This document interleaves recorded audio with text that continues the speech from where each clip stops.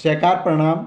सहकार साथियों, जैसा कि हम एमपेक्स यानी multipurpose primary agriculture cooperative societies के मॉडल बायलॉज के अध्याय 5 जो कि समिति का प्रबंधन बारे की जानकारी प्राप्त कर रहे हैं।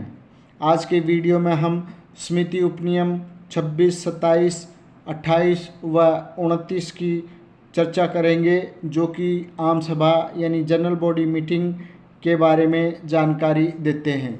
वीडियो को ज़्यादा से ज़्यादा शेयर करें, लाइक करें तथा चैनल को सब्सक्राइब करें। समिति का बायलॉज नंबर 26 हमें बताता है कि समिति की आम सभा की बैठक का कोरम कुल सदस्यों का 1/4, 1/4 या 100 जो भी कम होगा, यानी कि टोटल मेंबर्स का 1/4 अथवा 100 जो भी कम हो वह आम सभा का कोरम होगा। यदि आम सभा की बैठक के लिए नियत समय पर कोरम पूरा न हो और वह बैठक सदस्यों की मांग पर बुलाई गई हो, यानी कि रिक्विजिशन मीटिंग हो, तो बैठक का प्रधान इसको स्थगित कर देगा और उनकी मांग के आधार पर बैठक पुनः नहीं बुलाई जाएगी।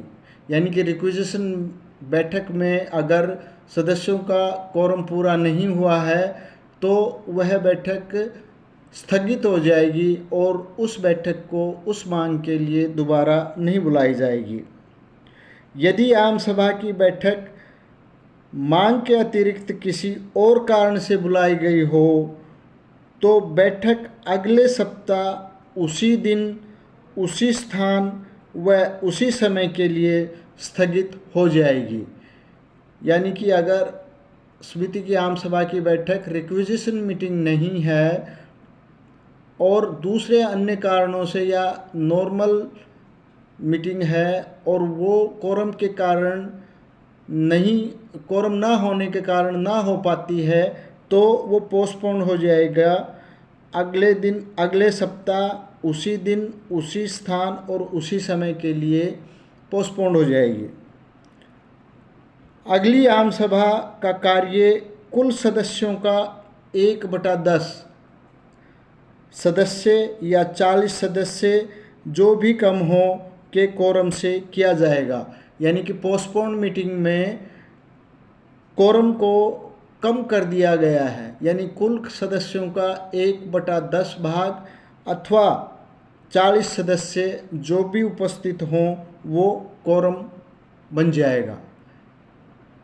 जैसे कि पहले प्राय देखने में आया था कि जब आम सभा की बैठक पोस्टपोन कर दी जाती थी तो जितने भी सदस्य हाजिर होते थे उतने ही सदस्यों के साथ में उस आम सभा का कोरम पूरा माना जाता था और आम सभा की बैठक कर दी जाती थी। लेकिन अब इन उपनियमों में तब्दील कर दिया गया है, कोरम को कम कर दिया गया है, यानी कि 1/10 भाग अथवा 40 सदस्य जो भी कम हो वो आम सभा का कोरम, पोस्टपोन्ड आम सभा का कोरम निर्धारित कर दिया जाएगा। बायलॉज नंबर 27 हमें बताता है कि प्रधान या उसकी अनुपस्थिति में उप प्रधान आम सभा की बैठक की प्रधानता करेगा। जब दोनों अनुपस्थित होंगे तो उपस्थित सदस्य अपने में से बैठक के लिए प्रधान चुन लेंगे। यहाँ पर अगर प्रधान और उप प्रधान, प्रेसिडेंट और वाइस प्रेसिडेंट अगर दोनों अनुपस्थित हैं तो सदस्य अपने में से किसी को भी आम सभा का प्रधान या अध्यक्ष चुनकर आम सभा का आयोजन कर सकते हैं। बायलॉज नंबर 28 हमें जानकारी देता है कि आम सभा के प्रत्येक सदस्य का एक मत होगा। आम सभा की बैठक में प्रॉक्सी द्वारा वोट देने की आज्ञा नहीं होगी, यानी कि किसी दूसरे, यानी कि सदस्य की बजाय किसी दूसरे व्यक्ति द्वारा कोई वोटिंग नहीं की जाएगी, ना आम सभा अटेंड की जाएगी। अथॉरिटी लेटर के आधार पर भी किसी अन्य व्यक्ति को आम सभा अटेंड करने की अनुमति नहीं दी जाएगी।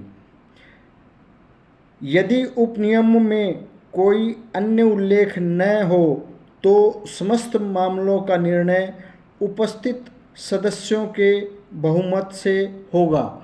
यानी कि जो भी निर्णय होंगे, जो भी प्रस्ताव पारित होंगे, वो बहुमत के आधार पर होंगे। मत बराबर होने की अवस्था में प्रधान को निर्णायक मत देने का अधिकार होगा। यानी कि जो चेयरमैन है आम सभा का, उसको कास्टिंग वोट का अधिकार होगा। यदि आम सभा में बराबर किसी मुद्दे के लिए बराबर वोट मिलते हैं तो प्रधान जो अध्यक्ष होगा, चेयरमैन आम सभा का, उसको कास्टिंग वोट का अधिकार होगा। बायलाज 29 हमें जानकारी देता है कि उपनियमों में और कोई विशेष उल्लेख न होने की अवस्था में संस्था के प्रबंध संबंधी समस्त विषयों में निर्णय लेने का अंतिम अधिकार आम सभा को होगा।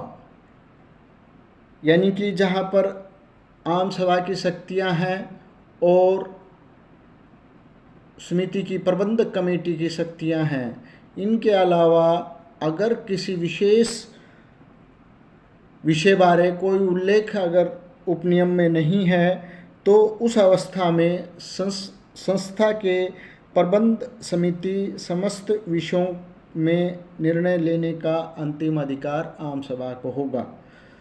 आगे हम समिति उपनियम 30 की चर्चा करेंगे। आप हमसे जुड़े रहें, वीडियो को ज़्यादा से ज़्यादा शेयर करें, लाइक करें तथा चैनल को सब्सक्राइब ज़रूर करें। धन्यवाद। जय हिंद, जय सरकार।